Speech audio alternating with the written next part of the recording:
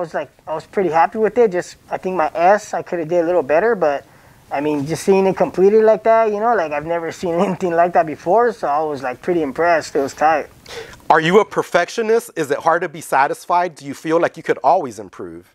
Yeah, definitely. I feel like I can always improve, and there's always little things that I could have done better, you know. But you know, at the end of the day, as long as I come out, you know, like safe and, you know, healthy, I think that's probably what matters more. How long does that double billboard stay up? Do you know? Yeah, I think that one ran for like probably like a good month or two. I got a lot of feedback from that, and it was on my way to work, so I would see it every single day. That shit was tight. Do you pull over and enjoy the view? Do you visit it before work every day? So that billboard, the specific area where it's at, it's right there on the 605 and the 60, right on the corner.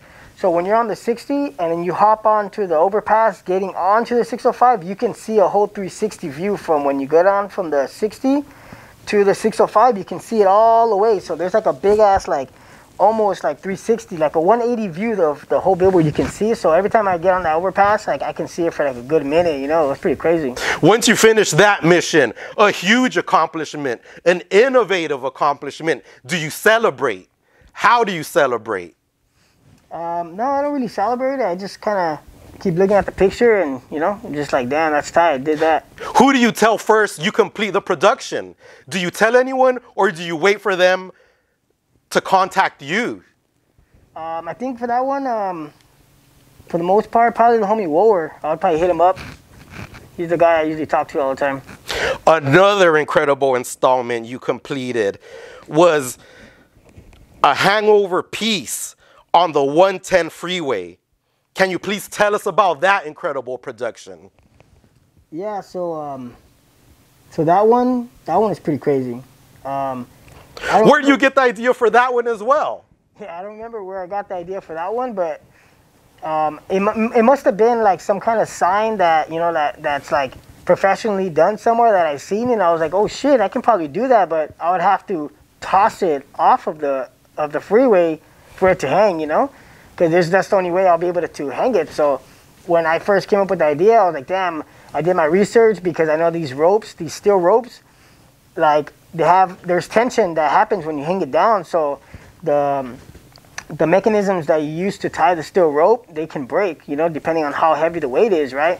So for that one, I had to do my research and, you know, calculate the weight and, you know, how much weight can these steels hold. So I had to order specific ones for that, because I used 5 panels, and they were 4x8 each one. So the total length was like 20 feet long. But in the picture, it doesn't look that big, you know, because the bridge is so big. But this thing was gigantic, and I had to build everything beforehand at my house, and then break it down, stack it in my truck, and then, you know, unload all the pieces, and then build each thing right there on the pillar of the freeway sign. So it was pretty intense, that one, the research I had to do.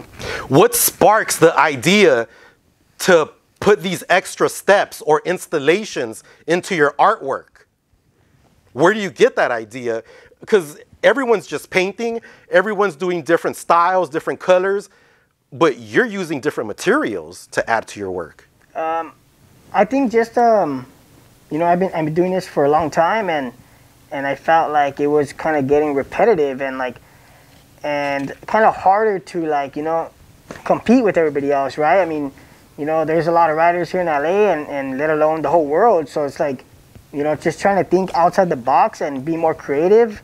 So I started just kind of like, you know, using my skills from my background in construction to kind of like, what can I do that I already know how to do and incorporate it with my art. So I started just kind of keep my mind open and my eyes out there, and, you know, I started seeing these little ideas, and, you know, I started just executing them.